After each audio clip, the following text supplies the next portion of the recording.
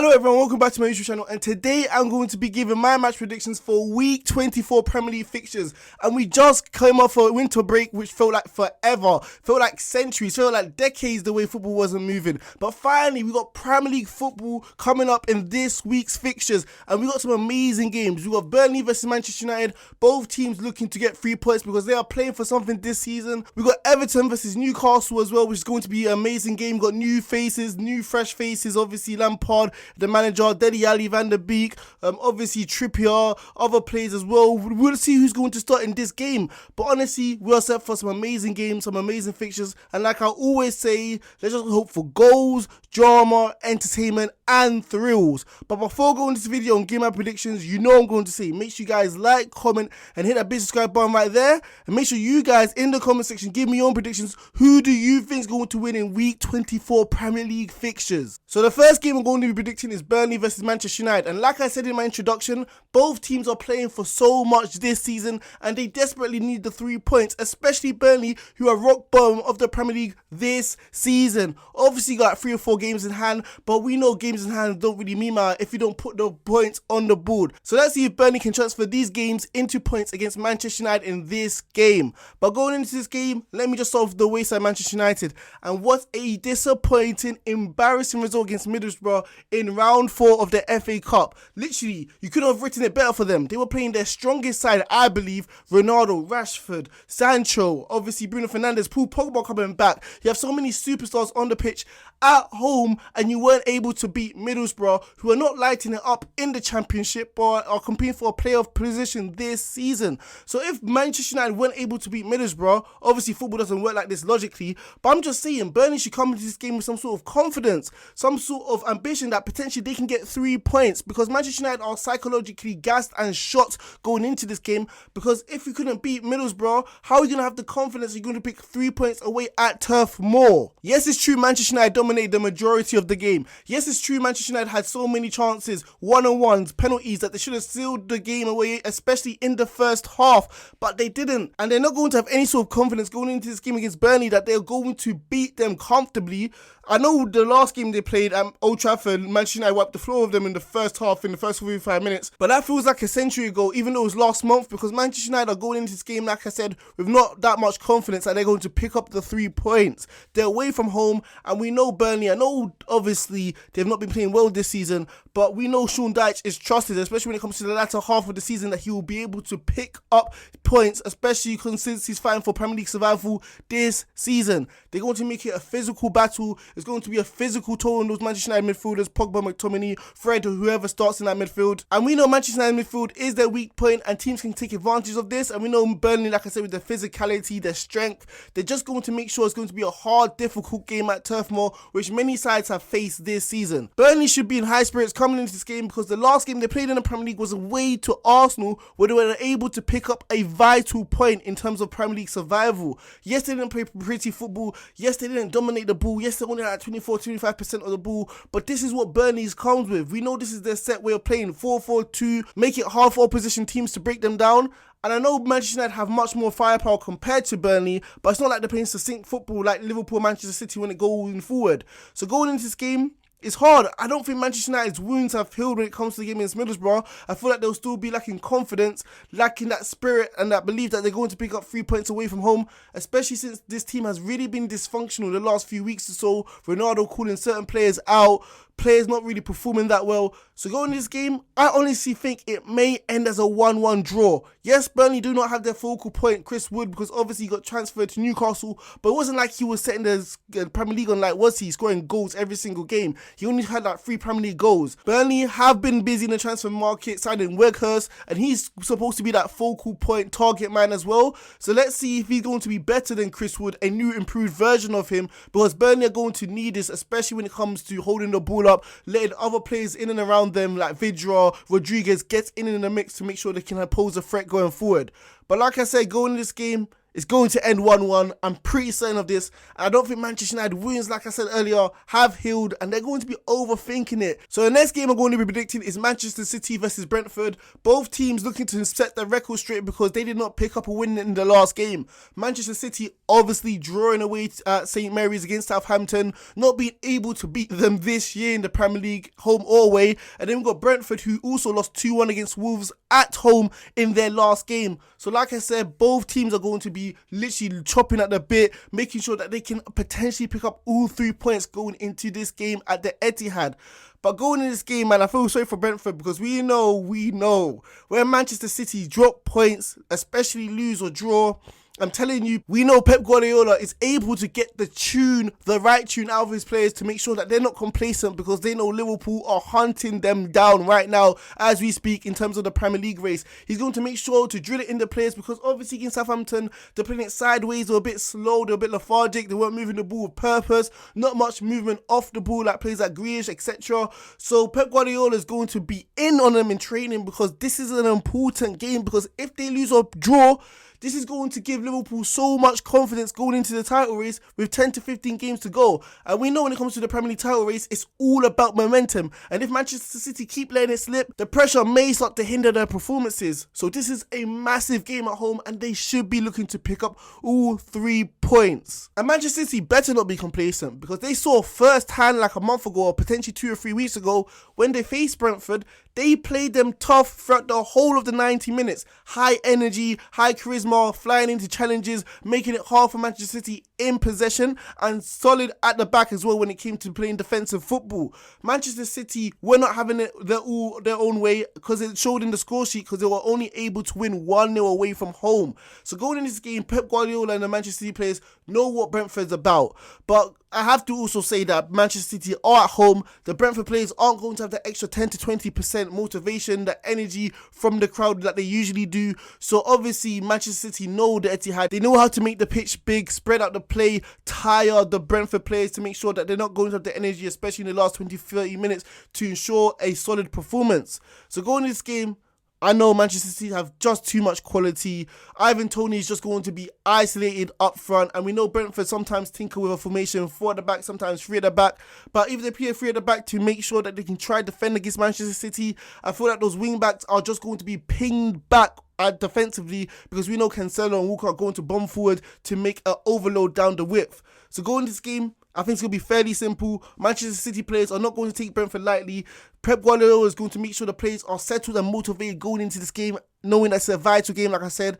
And I'm going to go for a 3-0 straightforward victory at the Etihad for Manchester City. So the next game I'm going to be predicting is Liverpool versus Leicester City. And honestly, the last 2 times Liverpool have played Leicester City in the Premier League, Liverpool have lost. Especially in their last game away from home, like we just saw. Leicester City were playing Ndidi centre-back. They were missing their key players, but they were still able to beat Liverpool, one of the best teams in the Premier League, quite simply defending a 1-0 lead. Going into this game, Liverpool must be looking for revenge, because like I said earlier, Manchester City are going to look to hold Liverpool back. Liverpool are looking to chase Manchester City, and we need to get over this hump of beating Leicester in the Premier League. And unlike last time, Liverpool aren't coming into this game with the 2 talisman of Mane and Salah, because obviously they're playing in the cup final of the African Cup of Nations. Good luck to them. Whoever wins, I'm going to be happy. But honestly, Liverpool going to be missing their 2-star players. And I know we've been doing great, and we have been doing great. Jota stepping up against Arsenal, scoring goals as well against Brentford as well. Then we got Firmino, who's been coming back from injury, looking superb as well. Chamberlain scoring goals against Crystal Palace. All is well and good, but just look at the names of the teams I've mentioned. They're not that very good. No disrespect to Arsenal, they are a very good side, but I just feel like Leicester City is going to be a tough opposition to play against. Yes, they've been inconsistent this season, but when they've been consistent, they've actually looked like well-beaters, and they've actually looked like decent teams. They beat Manchester United, obviously battering them 4-1. They beat Liverpool, like I said earlier in the season. So if Liverpool do not have their key talisman, their key star men, how are we going to beat this Leicester side? And I'm just going to tell you how we're going to do it. First of all, we're at home, so we should be high-spirited. This game's going to be highly anticipated as well because Luis Diaz may make his first appearance, whether that's on the bench or start the game. So the Liverpool fans are going to be up for the game. They are going to be lively. The atmosphere is going to be great. So I just feel like the energy in the crowd is just going to be there for the Liverpool players to latch onto to get an extra 10 to 15% when it comes to playing against Leicester City. I still feel like Leicester City are just too inconsistent, and I feel like Liverpool have found their rhythm. The international break obviously may have slowed it down, but the last game against Crystal Palace, breathtaking football, especially in the first half. One of the best football I've seen Liverpool play all season. Beating Brentford, obviously, beating Arsenal, like I said earlier on as well. I just feel like Liverpool can cope just about without their key men to get the goals. You actually just can't trust Leicester to bet on them to think that they're actually going to win the game. I know Vardy, I know Dakar, they've caused us problems in the past when it comes to running in behind because Liverpool love playing the high line with Van Dijk and Matip and sometimes look lost. However, Liverpool are just going to have the ballpark of the possession and they're going to dominate the game. So I don't feel like this is going to be a likely factor to really impact the game. So going into this game, still have great respect for Leicester, but I just think Liverpool will get the 3 points, potentially sneak a 2-1 victory at home against Leicester City. So the next game I'm going to be predicting is Wolves versus Arsenal, and both teams have so much to play for this season. Arsenal hunting down a top 4 place this year, and then we've also got Wolves looking maybe underdogs obviously going into this, but looking for a Europa League place this season as well, and they have been amazing this season, beating some tough oppositions when you really wouldn't have given them the chance. But going into this game, I'm going to start with the wayside Arsenal, and if you watch my last video in terms of the week 22 or 21 predictions where Arsenal played Burnley, I feel like Arsenal are going to win the game against Burnley quite comfortably. I thought they had enough creativity, enough chances, enough opportunity in the game. I feel like Saka, Martinelli, Odegaard will continue their fine form and get Arsenal the 3 points. But like I said, with youngsters, you can't really trust in them. They're going to be up and down, and Lacazette isn't the number 9 clinical finisher, and we saw that in their 0-0 game against Burnley, bottom of the Premier League. 5 shots on target, none of them going into the goal. So Arsenal couldn't beat down a low block side, bottom of the Premier League, Burnley. Why should I really give Arsenal a chance? Why should I give them the belief that they're going to beat Wolves, who we know have the second best defensive record in the Premier League this season, only conceding 16 goals. This is a Wolves side at Molineux who have held teams like Chelsea, Liverpool, Manchester City to 1 goals. So how am I going to give the advantage to Arsenal when we know that they're going to struggle scoring goals? They just sold their key talisman, Aubameyang. We know Balogun's not in the side anymore. We know Nketiah cannot be trusted. Lacazette isn't the ferocious goal-scoring poacher in the 6-yard box like we know other players to be. So why am I going to trust Arsenal to pick up the 3 points when we've known talented world-class players have struggled at this stadium this season? Wolves have been absolutely magnificent. Martinho and Neves this season have been running the midfield in certain games like we saw at Old Trafford.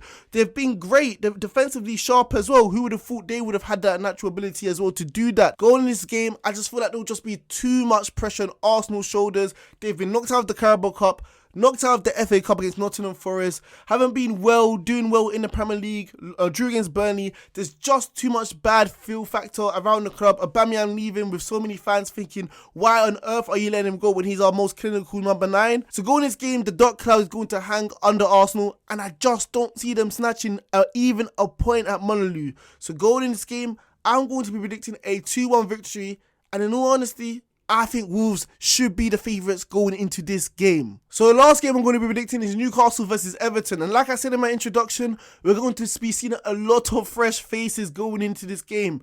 Everton, new manager, new players in that midfield like Dele Alli and Van der Beek, who have some points to prove this season because in the last few years or so haven't really been getting opportunities, especially Van der Beek. And when it comes to Newcastle, the home side, they got some other key star players like Trippier coming to the side. Wood, who would have thought he would have came in. And when it comes to Newcastle, they've bolstered their side just like Everton. They got Burn coming to the side from Brighton. You got Trippier, a proven established Premier League player playing right back. You got Chris Wood as well, a proven Premier League player as well. So let's see how these players are going to get on when it comes to life at Newcastle as well. Going into this game is going to be exciting. The fans are going to be excited to see how these players develop, how they're going to be embedded into their style of play when it comes to playing football against each other. But going into this game, I know Frank Lampard is going to be beloved by the Everton fans. He's the chosen one they wanted as their manager, not the other managers the owners wanted. The owners finally listened to the Everton fans. I know he's going to want the plaudits from the fans, but right now he has to understand he's in a relegation fight. And I know Everton fans will not want to realise this because they're thinking they're too good for this, but you're never too good for a relegation fight. We've seen some top quality teams better than Everton go down or at least be in a relegation fight. So I'm telling you, if Newcastle win against Everton, Newcastle are only 1 point behind Everton. So they're going to suck them into this fight as well. So Everton must get the job done, even if that means drawing to keep Newcastle at an arm's reach going into this game. Going into this game, Newcastle are going to be determined. They're going to know what's at stake, knowing that they can bring another side into this relegation fight. So they're going to be high-spirited. And they got some talented players, like I said. The Championship defenders are going to be replaced by proven, established Premier League defenders they've signed this transfer window. So let's see if defensively they look much more solid. And let's see if Eddie Howe starts to convert his side to a more attacking, free-flowing team compared to the defensive football he's had to play, being limited due to the lack of quality he's had at his Arsenal. So going this game, I think Newcastle will get a point. It's at St. James's Park. The fans are full on board. They have the owners they want. They have the manager they want. And they finally have the players they want. But I just can't trust Newcastle over a course of 90 minutes. So going into this game, I'm going to be predicting a 1-1 draw as well.